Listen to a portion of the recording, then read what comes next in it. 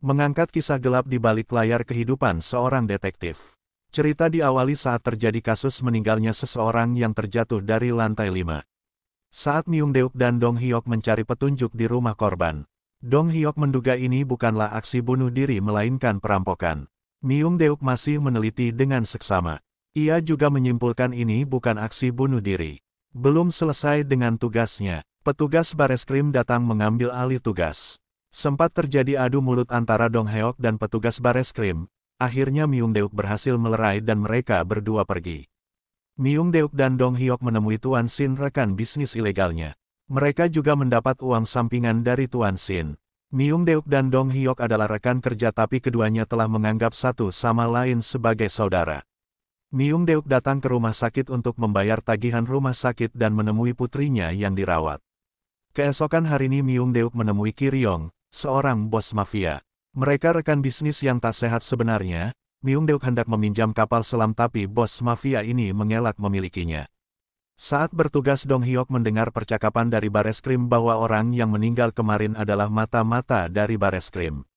Dia ketahuan akhirnya dibunuh. Bareskrim kehilangan barang bukti dan informasi. Sontak Dong Hyok ingat kartu memori yang ditemukan oleh Myung Deuk di korban pembunuhan.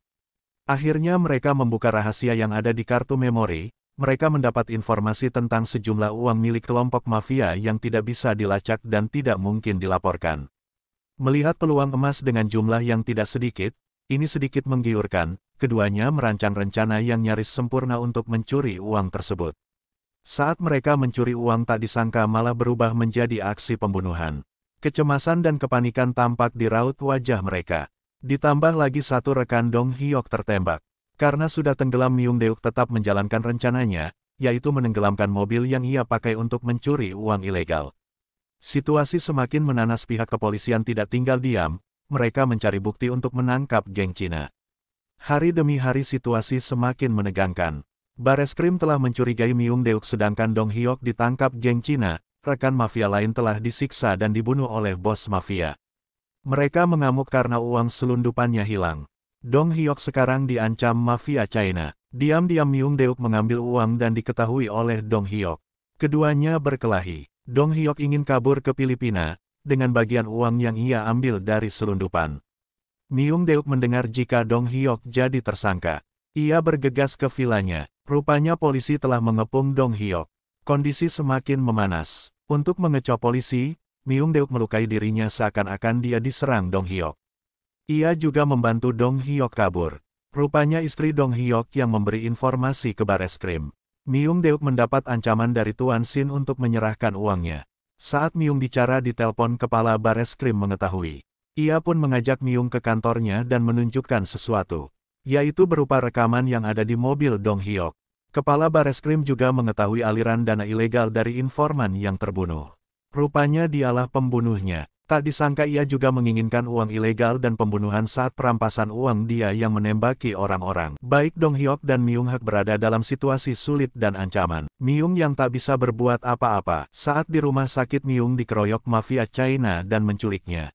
Ia dipaksa geng China menemukan keberadaan uangnya, tapi naasnya uangnya telah tiada. Mengetahui hal itu, geng China marah dan menembak Myung.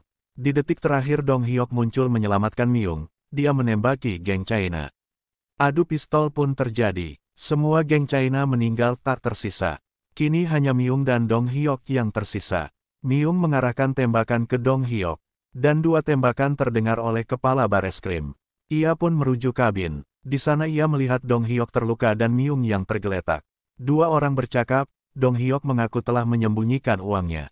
Saat kepala Bareskrim menekan untuk memberitahu uangnya, Dong menolak. Saat itu juga kepala Bareskrim menelpon polisi jika Dong Hyok bukan pelakunya.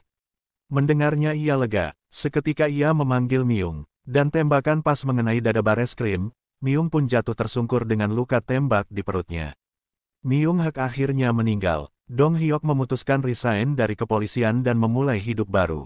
Ia juga mengasuh Jimin, anak kandung Myung Hyok, dan pergi ke Australia sesuai keinginan almarhum Myung Hak.